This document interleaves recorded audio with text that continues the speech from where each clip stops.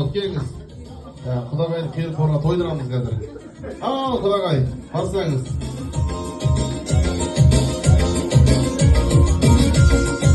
Ал құшақтап кейін қойыңыздар. Ой, тамаша. Рахмет. Ал құдағайға тағы бір берейік.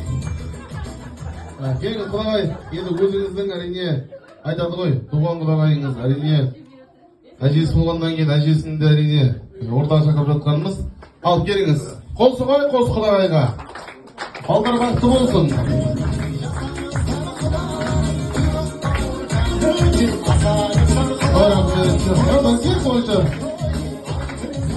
Рахмет.